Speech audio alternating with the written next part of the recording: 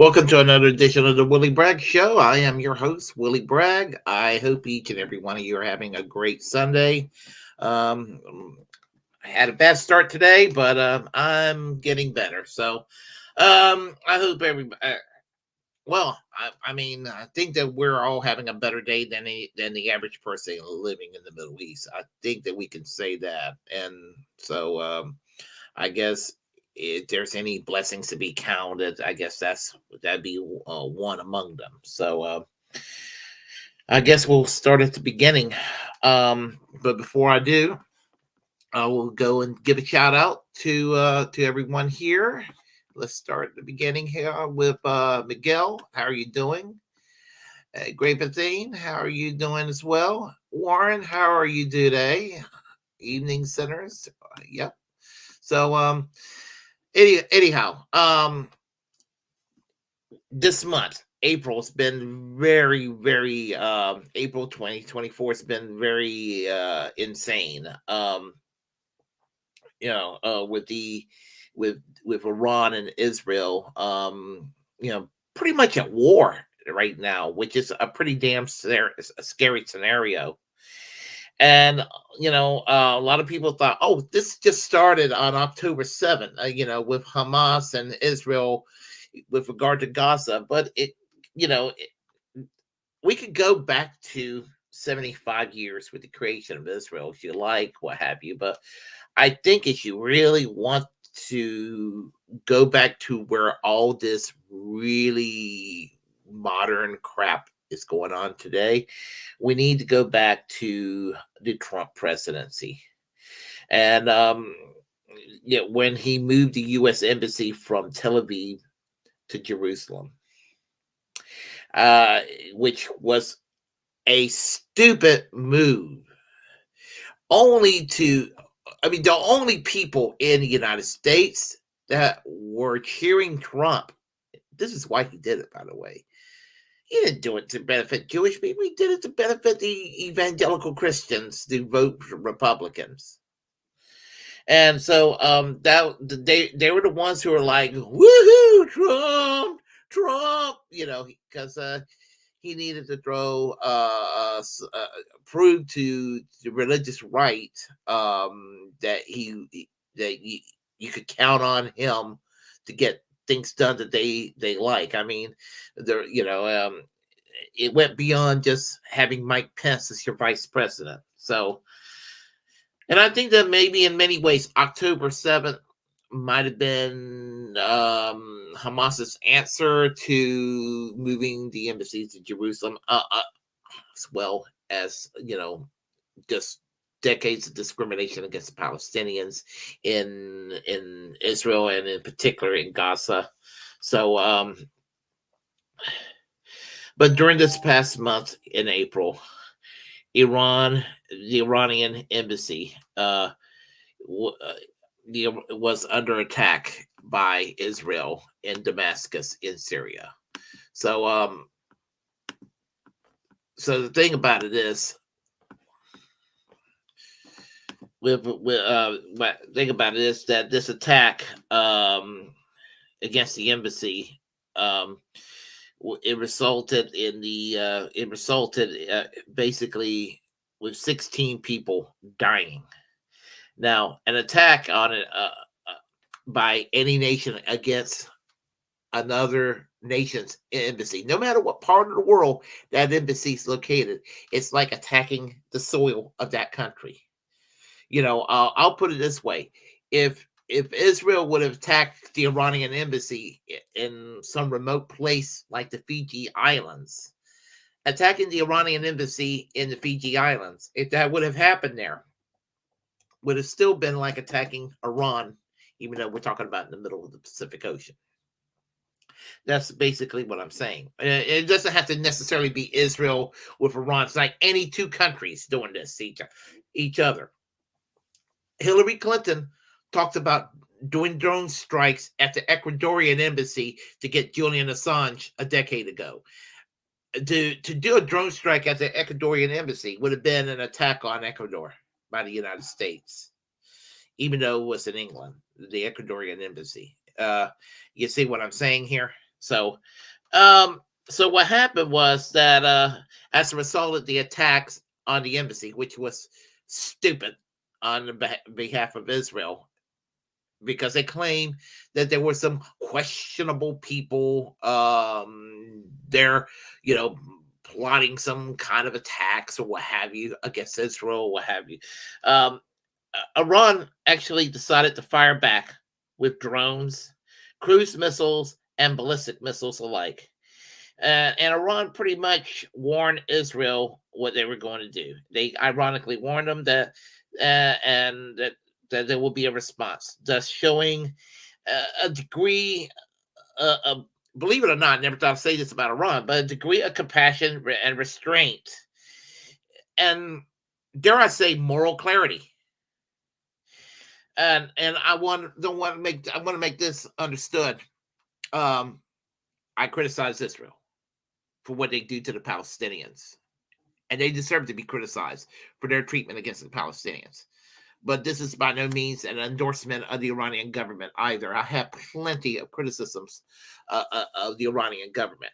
I also by no means support the hawkish posture of the United States against Iran. I want sanctions, all sanctions against Iran dropped. I want the United States to go back into the peace treaty that it was on before Trump withdrew the United States from that peace treaty. Iran is nowhere even close to any kind of a threat against the West that, let's say, even Saudi Arabia would be. And the United States coddles Saudi Arabia. Before Tulsi Gabbard became a MAGA Republican, when she was running for president, and some of us, even myself, thought that she was on the left, she once, in her grift, said that, and she was truthful when she did say this, that Donald Trump was Saudi Arabia's bitch. And that was true. It's true of pretty much any president. But the thing is, Saudi Arabia is a bigger threat to the West in many ways than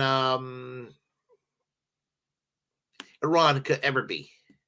And a lot of people don't realize that. You try explaining that to people, and they can't conceptualize that.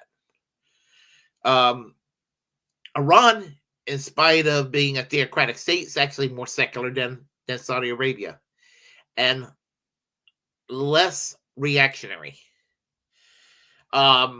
Now, personally, I would like to see Iran the way it was prior to what the CIA did to Iran in 1953.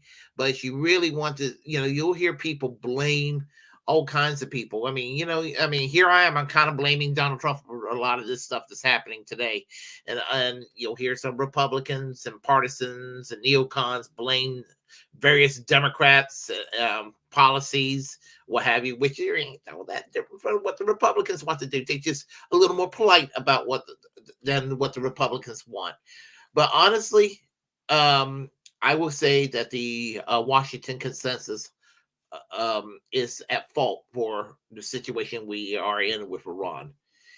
The CIA, and I can never pronounce the man's name, President Mohammed Mosaddeq, I believe that's how you pronounce his name, from Iran in 1953, because the country nationalized the oil, nationalized the oil in the country, and was kind of tiptoeing friendly with the Soviet Union at the time.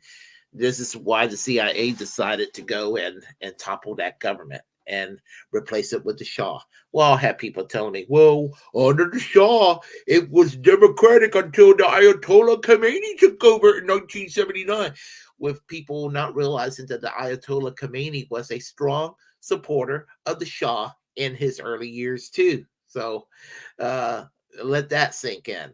So I could argue that, maybe it was better under the Shah than under the Ayatollah, but I would have rather have seen Iran continue under a secular left-wing government of Mohammed Mossaddeq, and pardon me for butchering the ex-left-wing president's name from the 1950s.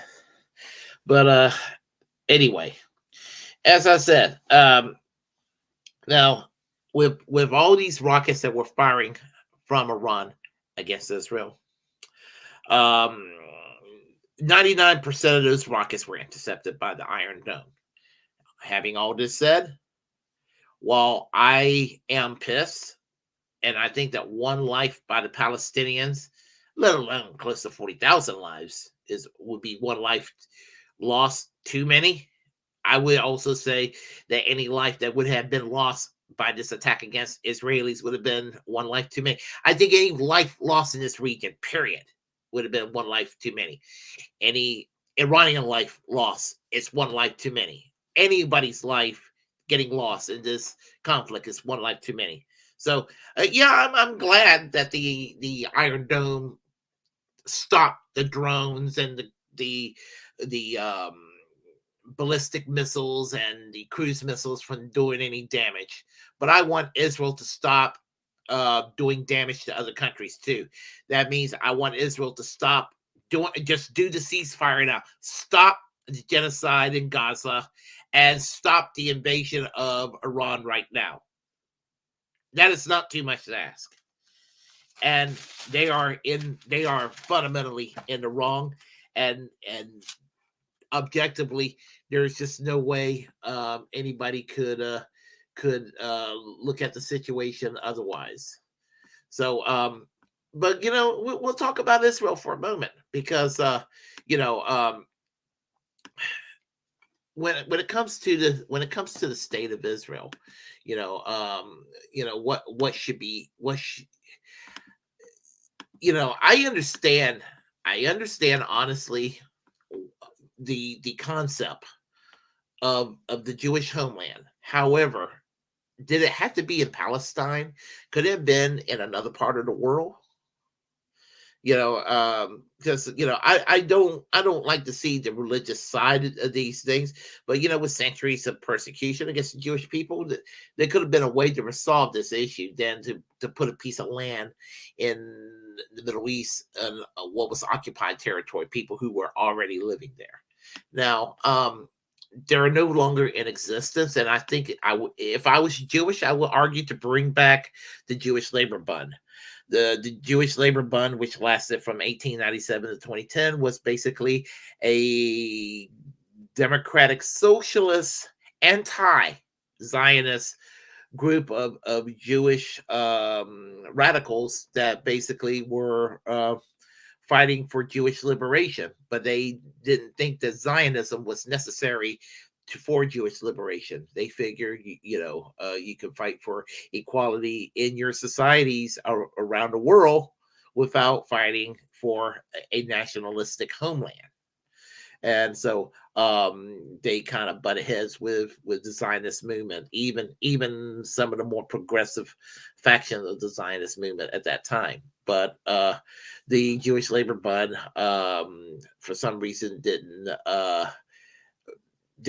catch on. I think that if they would have stuck around, there could be appeal today for such an organization. But sadly, they're no longer in existence. But if you ever get a chance, check out the Jewish labor bund. They do have an interesting history and all. So, but anyway. Yeah, I mean, and I pointed that out because I also want to let people know that when it comes to this whole Zionism debate, that there are Jews who are against Zionism.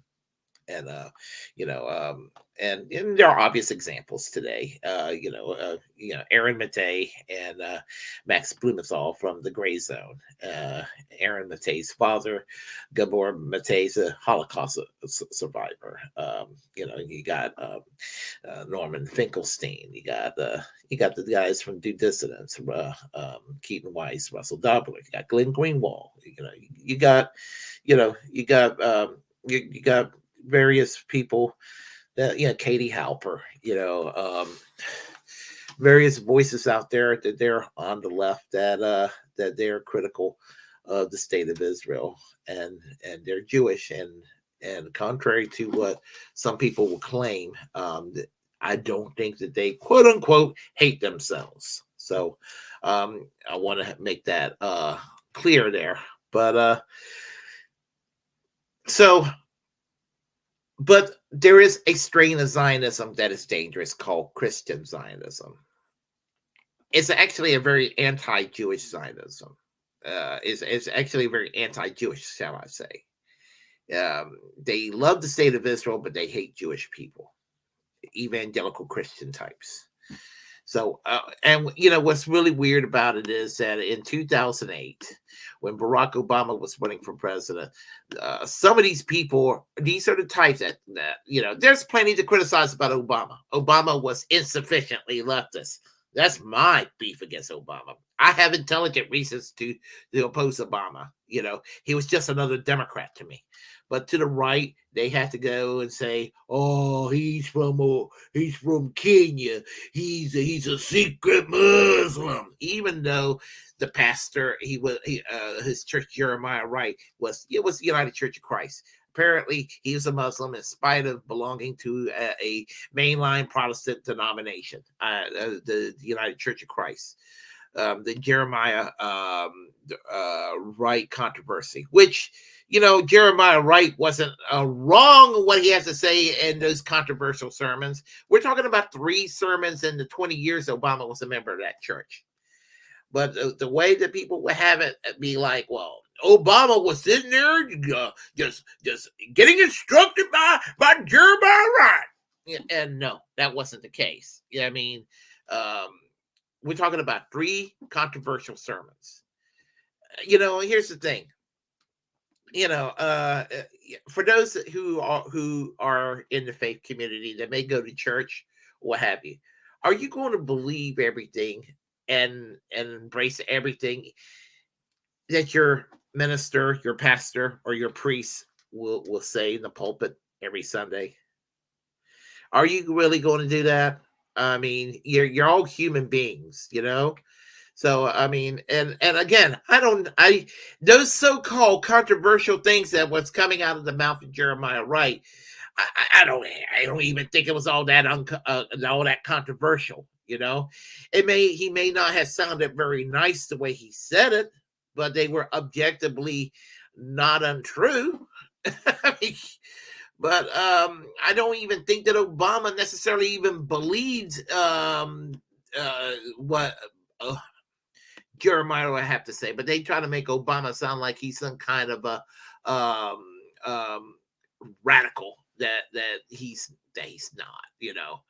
But at the same time, that election, John McCain, who was definitely a continuation of the Bush-Cheney bullshit that was going on at the time.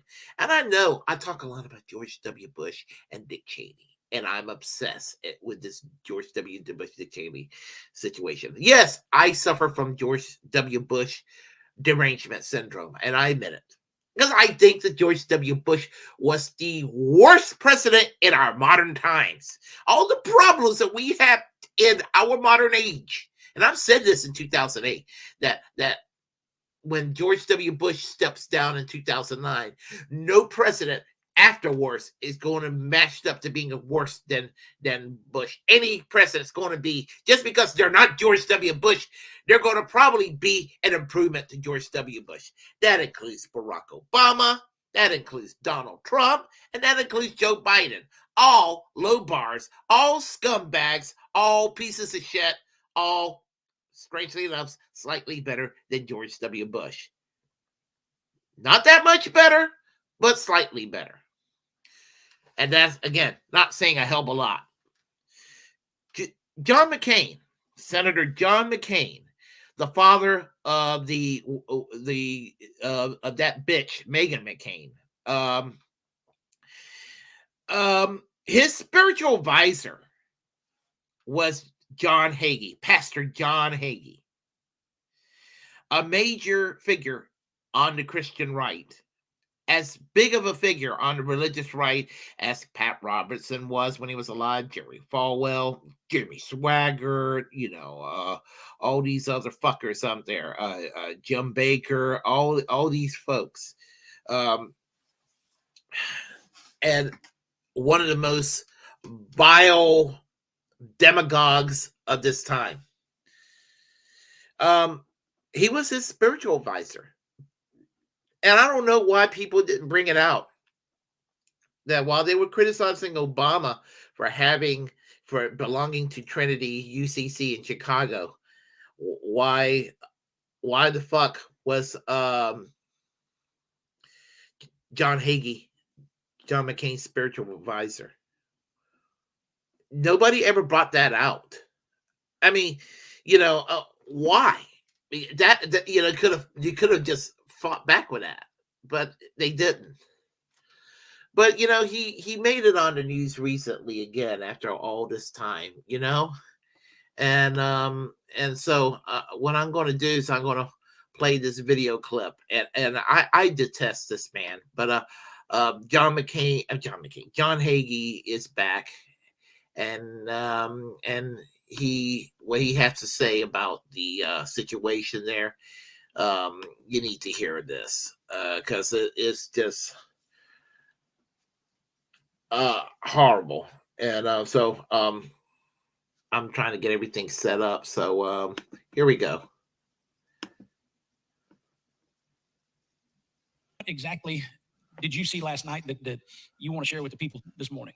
Prophetically, we are on the verge of the Gog-Magog war that Ezekiel described in chapters 38 and 39.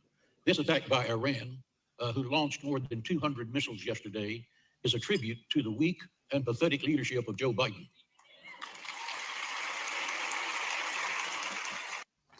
There you have it. I'm no fan of Joe Biden, but, to him, he's acting like Joe Biden is some radical left-wing pacifist or something like that, or that he's some kind of, I guess somebody who's actually trying to work with nefarious forces around the world to bring America and Israel down. This is the kind of demagoguery you'll get in these mega churches with people like John Hagee. I assure you, if Ronald Reagan was president, we wouldn't be in this mess. Ronald Reagan is actually the reason why we are in this mess, Mr. Fat Man.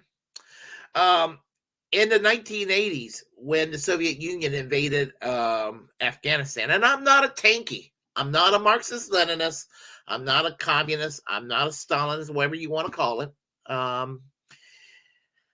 However, not every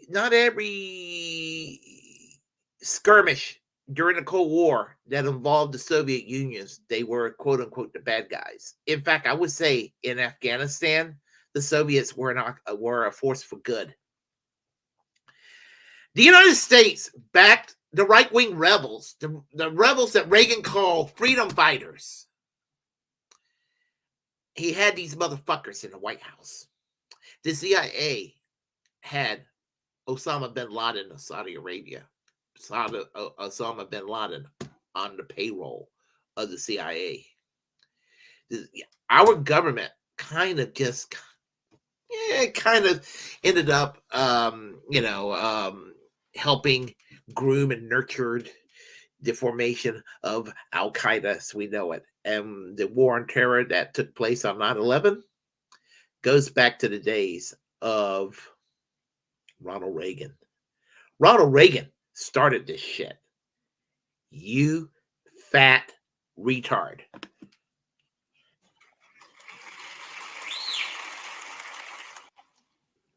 Iran attacked Israel one day after our president looked into the face of the camera and said, don't. Don't you know they just laid on the ground and trembled with fear? They were loading the launch pad right then. Iran attacked Israel after Israel attacked the Iranian embassy in Damascus. Israel was wrong to attack the Iranian embassy in Damascus. I'm not necessarily saying it's right for Iran to fire back at Israel, but I'm also going to say that it was wrong for Israel to attack Iran. But you, motherfucker, think it's okay for Israel to do whatever the fuck they want because you're a fundamentalist, superstitious moron. The Democrats are trying to advise Israel to de-escalate, which is music to the ears of Hamas and Iran. The Democrats are as bad on Israel as the Republicans, for starters. Republicans suck Israel's cock because they're scared. A lot of the evangelicals are scared God will be pissed with them if they don't support Israel. Democrats support Israel because, there's some semblance, in spite of Netanyahu, there's some semblance of Western secularism that's unfortunately fastly disappearing in the country. Either way, they're both wrong to be, supportive of that country today. We don't need to de-escalate. Hamas started a war murdering Jewish people. Hamas needs to be wiped out, period. Let me give you an education, John Hagee, about Hamas. Hamas was groomed by the Israeli Mossad. Now, why would the Israeli Mossad groom the Hamas? Well, back in the late 70s and throughout the 80s in particular, they did so because they felt like if they could fund a fundamentalist organization to compete against the PLO, the Palestine Liberation Organization. It was a method to basically go and to divide and conquer, basically to destroy the left, which was the PLO, which at the time during the Cold War orbited around the Soviet Union. Oh, we couldn't have that. So, just like the United States backing the right-wing radical Islamic rebels in Afghanistan in the 1980s, Israel kind of did the same thing with Hamas by grooming them to make them a political force to be reckoned with, to undermine the PLO. I am more opposed to Hamas than you are, John Hagee, because I know their history. I want PLO to be the one doing the negotiating for peace, because I want a left-wing solution to this crisis, not a right-wing solution. So you have two right-wing forces that they're happy to work together. We're talking about Hamas, which is fundamentalist and right-wing, and we're talking about fundamentalists and right-wing fanatics in the Israeli government currently, and we're talking about fundamentalists and right-wing morons like your fat ass over here in the United States. An unholy trinity of right-wing fascism, right-wing Christians, right-wing Israelis, and right-wing fundamentalists in with Hamas. Fuck all three of you.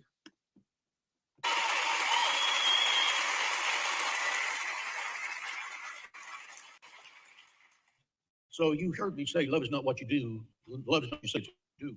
So what are we going to do about it? The providential timing of God is an awesome thing. Early in the week, when I began to feel the way this was going, I told our Christians United for Israel organization, we're going to have a Washington, D.C. fly-in. This is an emergency fly-in. That means you fly in one day instantly and have a meeting with Congress. After the service today, I'm going to get on a plane and fly to Washington, D.C.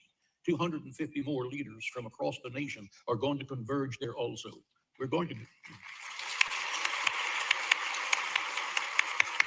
go. They did. And here's the thing. I'm a free speech absolutist. He's got a right to do what he wants to do in that regard. I disagree with it. But, nothing was done against these motherfuckers protesting on behalf of Israel. But, if you're protesting against genocide, you get the police, attacking you, or you get the university canceling you. You get the press to call you anti-Semitic when you're not. You get canceled. The cancel culture. The people who claims they're free speech absolutists, they'll tell you, we need to debate in the arena of ideas, except on Israel. There's a hands off there. You got half the states in this country that has anti-BDS laws in their law books. To go to face the House of Representatives face to face and tell them to stop shelling papers and actually do something to help Israel. Unfortunately, John Hagee, they if Israel wants money, they go and ask Congress. Congress will give them money. We got problems here in the United States that needs addressing. Homelessness, healthcare, infrastructure needs to be improved upon. But and it's not just Israel, it's other countries, Ukraine, any other countries around the world. I mean, people like yourself who talk about you're being for America first. You're not for America first. You're for Israel first. I mean, I hate Ben Shapiro. But I can understand why Ben Shapiro is for Israel first. What the fuck are you doing being for Israel first?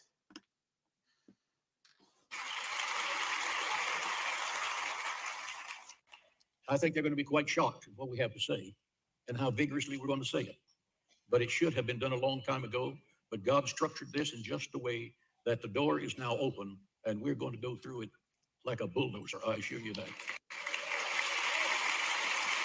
The arrogance and the tone of this motherfucker, the arrogance that he talks like the authority, and so fundamentally wrong, and he basks in his flawed worldview as if he's correct. I mean, it's so irritating that people listen to this motherfucker and act like he's somebody that should be respected. They may not like us, but they're not going to be misunderstanding what we say. Pray for us as we go. We want them to get up and perform because we sent them there to represent us, not the Michigan people, not the people coming across the border.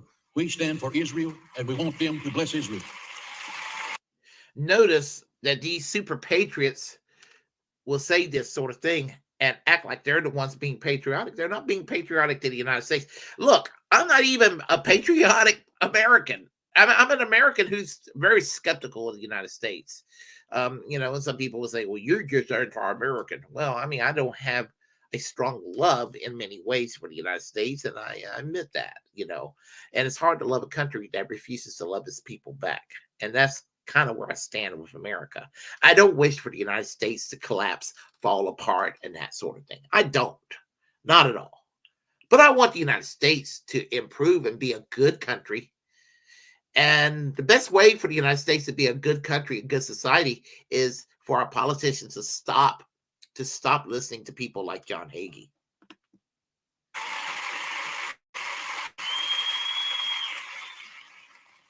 What Pastor and the members of that delegation are going to engage in is as much a supernatural conflict as it is a natural one. And so, in as much as our theme for the month is prayer, I want you to be praying for your pastor this week, that the angels of God go before him, and that the words and the wisdom of the Lord be within him, and that the hand of God favor that journey. If you'll do that, say amen. All right. The way that he's going to ask for money. So, but anyway, that's what we're dealing with these motherfuckers. This is exactly what we're dealing with right here. And unfortunately, that American foreign policy, there's a part of American foreign policy that listens to people like John Hagee, and it irritates the hell out of me. It irritates the fuck out of me. So let's see here. Oh gosh.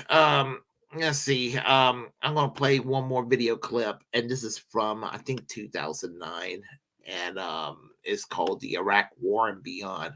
And it's very important for me to play this because John Hagee was a supporter of the Iraq War, and to prove how wrong you just saw how wrong he was in that video clip.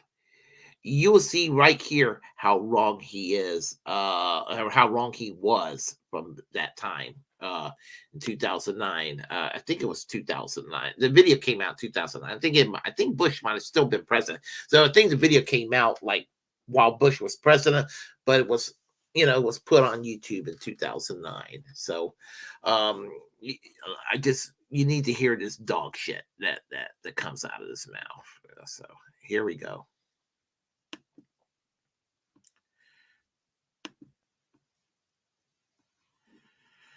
All right, hold on. Eventually. It's happening. Still relevant after 15 years. Unfortunately. One moment.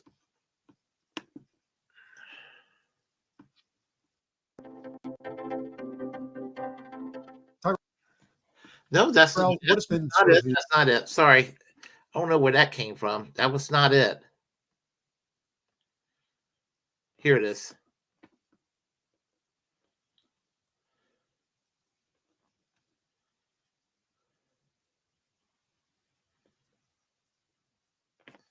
Come on. And to carry the fight to a worldwide terrorist organization that was responsible for the massacre of 3,000 Americans at the Twin Towers in New York and the Pentagon.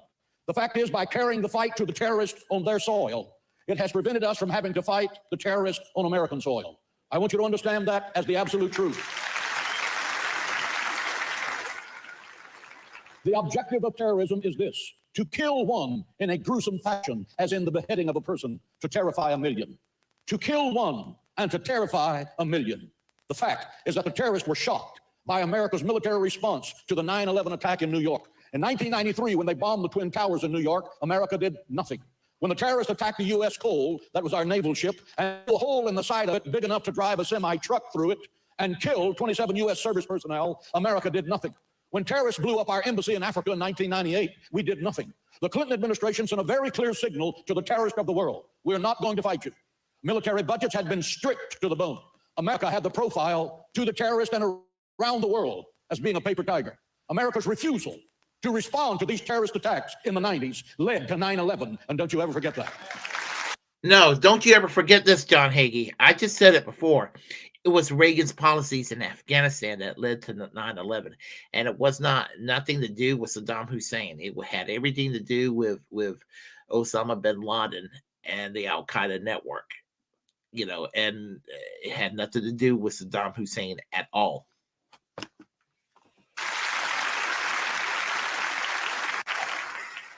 The response of President Bush was a shock to the international terrorist. America's president said, "You're either for the terrorist or you're for us." He had a poster that said, "Wanted, dead or alive." You call that moral clarity. He drew the line. Yeah, the Bush family had very close relationships with the bin Ladens. Line in the sand and said, the only thing we're after is absolute victory. And America had not heard that for a long, long time out of the White House. There was no victory out of this. It was the biggest blunder in American history. Going to Iraq was the biggest blunder in American history. It is going to be the reason why we are going to be crushed under financial collapse with the debts, the tens of trillions we are under it right now. This is what got us in the situation we're in today with the trillions and tens of trillions in debt. What happened in Iraq? We were not in a good situation prior to the invasion of Iraq with the trillions in debt that we were in, but we were like, $5 trillion in debt, which seemed kind of big at the time. Now we're like, $30 trillion, $33 trillion in debt? Well, your policies that you supported with George W. Bush back then caused this to happen, John Hagee. So positive result number one is that the terrorists are on the run. That's not my opinion. The 9/11 Commission from Washington, D.C., which is a group of leaders from both sides of the aisle, put a report together about this war. And at the end of staff statement number 15, for those of you who would like to follow it up in Washington, quote, the Bush administration's war on terror has severely impaired al-Qaeda's ability to organize another attack on America. How? By capturing or killing their key leaders. 2, by drying up their financial resources. 3, severely limiting their ability to strategize, plan attacks, and dispatch operatives around the world, end of quote. Translation, the terrorists are on the run. Are you reading that in the media? No, but you should be. And you know what happened? Al-Qaeda is still around right now, John Hagee, and Afghanistan turned out to be a failure because we were there for 20 years with nothing to show for it.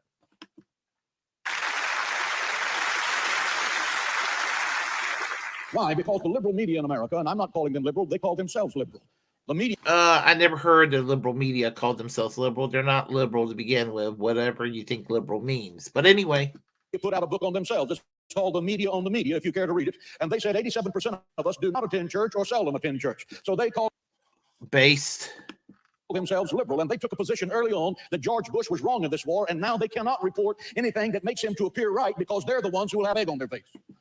No. Even a lot of conservatives today think that the Iraq war was bullshit. Even a lot of conservatives today pretend that they were opposed to the Iraq war. So, no, you're absolutely wrong. George W. Bush was wrong. And, you sit there acting like he was correct. Fuck you. Positive result number 2, Saddam Hussein and his rape rooms, his torture chambers, the man who murdered 5,000 Kurds, which were his own people, with weapons of mass destruction, who gave $25,000 to any family who would have a child strap a bomb around their chest and go into a crowd of Jews to murder them in Israel. That man, Saddam Hussein, is now in jail on his way to trial, and by the grace of God will be hung by the neck by the Iraqi government until he's dead. That's a good result. And you know what? Let me tell you about Saddam Hussein. He was not a saint. He was not somebody that I admire.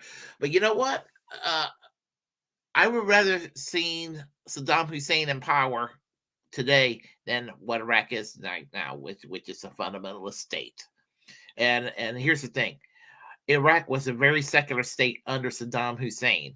I mean, women were granted equality on par with the way women are in the West today under Saddam Hussein's government. Christians were treated with equality. I would think you would care about that sort of thing, Mr. Hagee. The sort of thing that doesn't really happen today in modern day Iraq. Christians were treated under equality in Iraq under Saddam Hussein. Their second man in power, Tariq Aziz, was, I believe, a Byzantine Catholic. So, oh, I forgot you don't like Catholics. I remember that. But suffice to say, and the point is that life was not wonderful under Saddam Hussein, but Saddam Hussein was not the monster that you claim he is. And as far as authoritarian states, there's a lot of authoritarian states that you do support around the world. And, you know, they're way more authoritarian than Saddam Hussein's Iraq. And you know what? Saddam Hussein getting executed, any country that executes anybody for any reason is not a democracy. Sorry. Oh, in this war.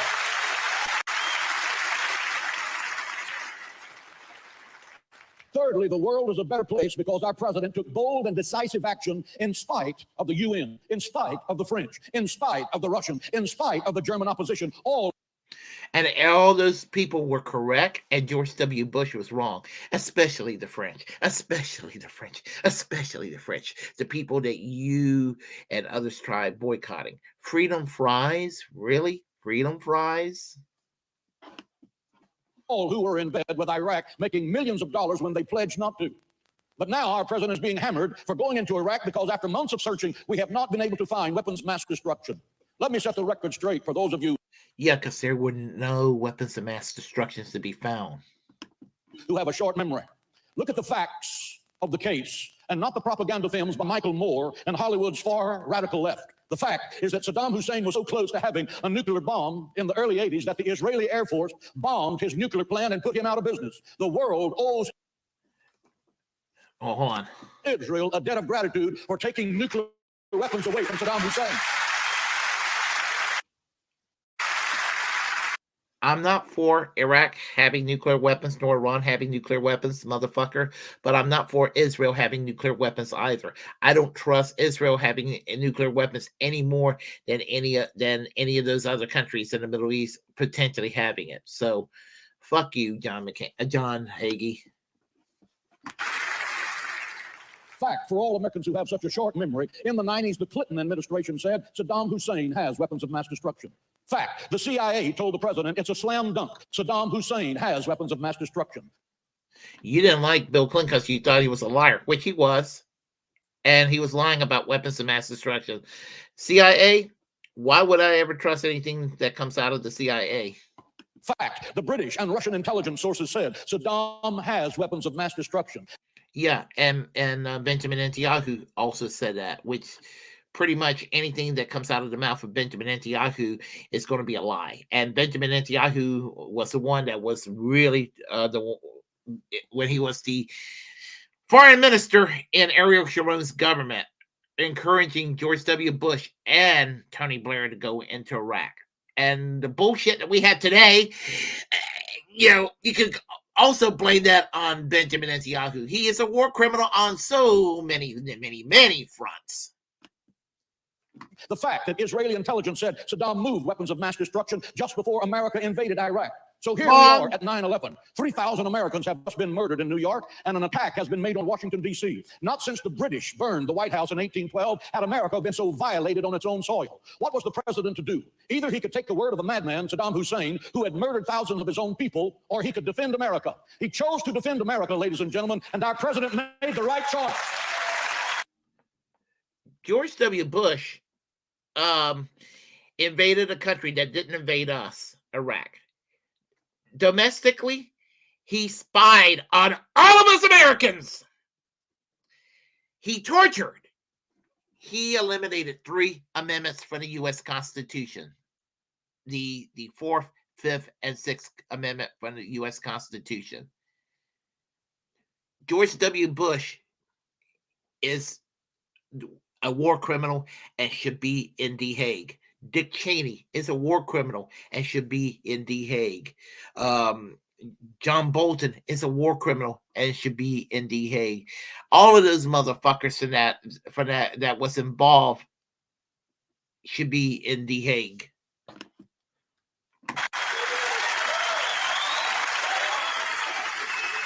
Look at these morons cheering this shit.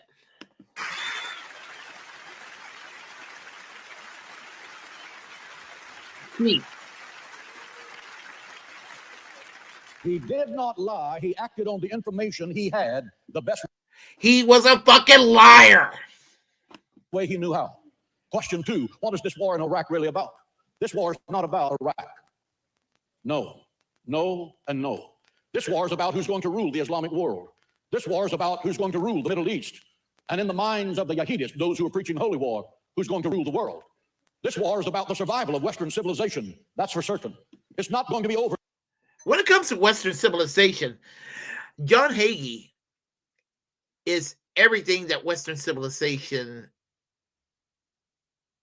should reject, because I mean, he is no different from any of the crazy fundamentalists in the Middle East. He just doesn't, he just dresses different, and he worships slightly different from them, but he fundamentally has the same beliefs, authoritarianism.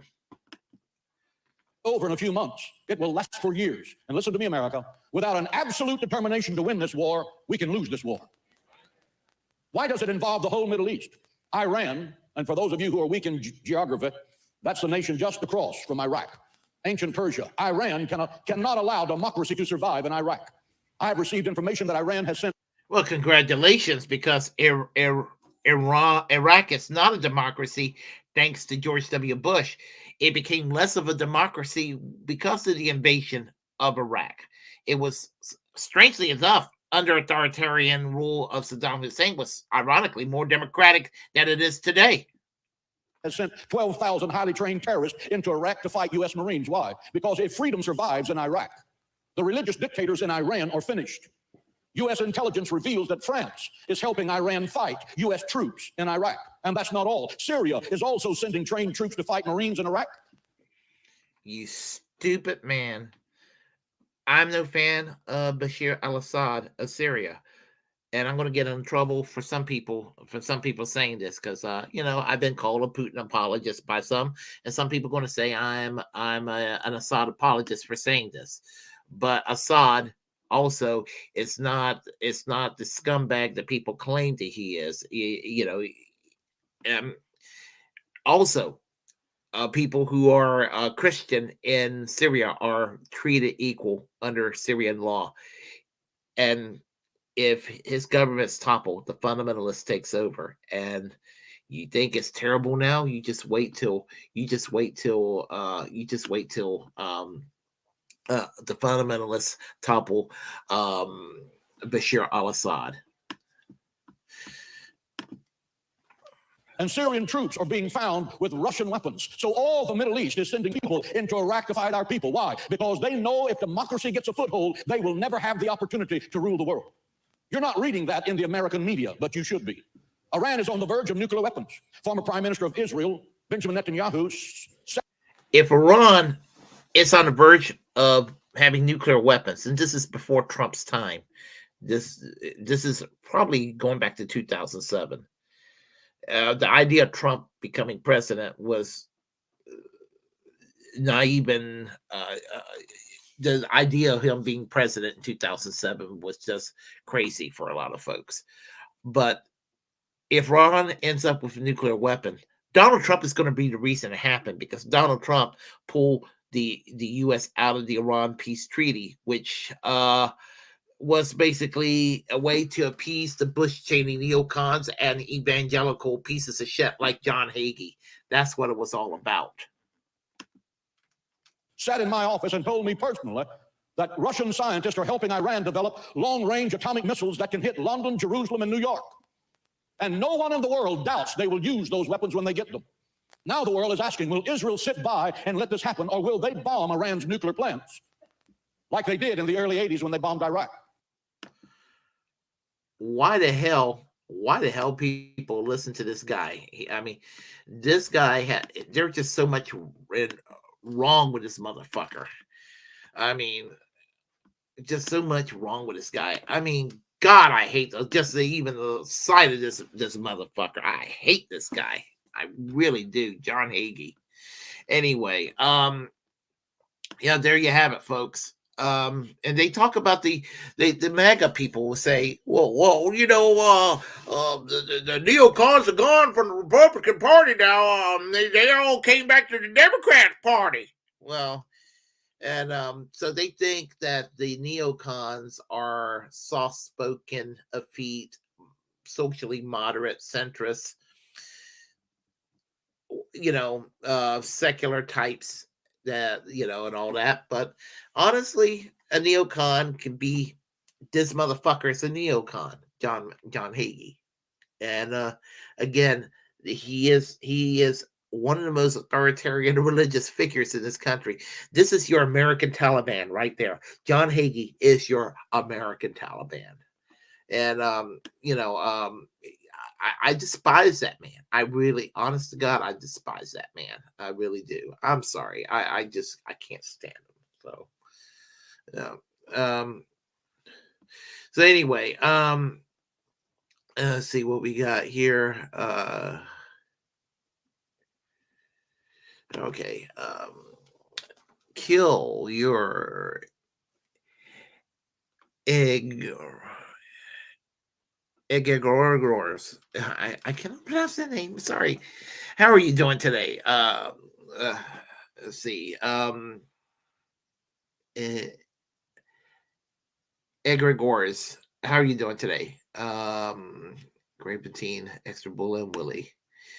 Sorry I'm late. I'll take a seat in the back as to not disturb the others. Nah, you're fine. Let's see what we got here.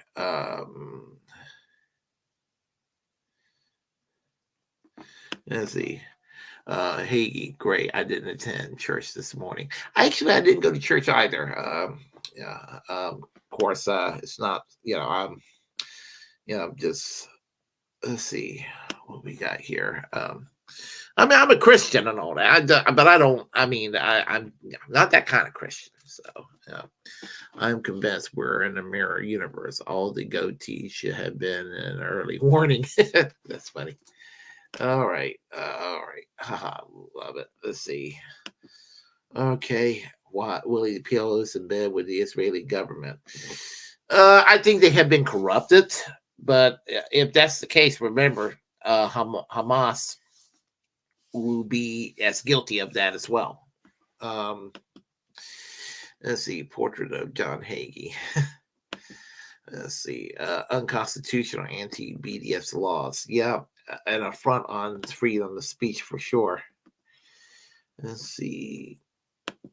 Congress has been violating the Constitution almost as much as Israel's been violating the 10 Commandments. Pretty much. Yeah.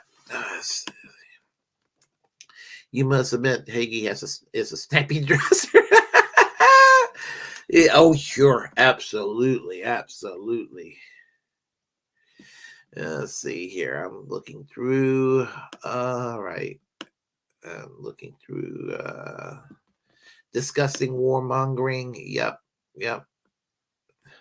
National debt's not a problem. Yep. When it comes to war, money's always there. And I'm sort of jumping around, folks. I'm sorry. I'm just, I'm going to sign off here in a second. Let's see. We didn't have Twitter in 2006, and it wasn't an active tool for political change until maybe 2010, 2011. So many people were relying on the mainstream media to tell them how to think. That sounds about right. Yep. His God loves war. Yep. That seems to be the narrative of John Hagee. Let's see here. Let's see. Egregores. Okay, egregores. I'm going to remember that. Egregores. Okay. All right. Thank you for understanding. I'm so sorry about that. Let's see. I'm recovering from 420 today. Kind of got that foggy head feeling. That's okay. I don't smoke it anymore, but I'm for it. I'm for it. And I was in Virginia earlier, like last week. I didn't get any weed. Like I forgot that it was legal in Virginia. Oh well. But anyhow. So anyway, I'm gonna on April 25th. I'm doing a video. I may do a video before April 25th. You never know. But on April 25th, I am doing a video on the Carnation Revolution. It will be celebrating their 50th anniversary, the Carnation Revolution in Portugal, where the socialists basically rescued Portugal from 50 years of fascism. It was 50 years of fascist rules that the military in Portugal peacefully toppled. So I'm looking forward to doing that commentary. So just be on the lookout for that. And what else do I have to say here? I will say that if you like what you heard, please press like and comment. Comment any way you disagree with what I have to say. Feel free to share the content on this channel. As a First Amendment absolutist, it's my duty to inform you to create your own platform and utilize it because we are, in fact, the muckrakers of our time. Also, subscribe to this channel, The Willie Bragg Show, on the various platforms I'm on. You know what they are. Remember to reject corporate media. Free Palestine, free Assange, free healthcare for all, and free speech. Y'all take care. We'll talk soon. Bye-bye.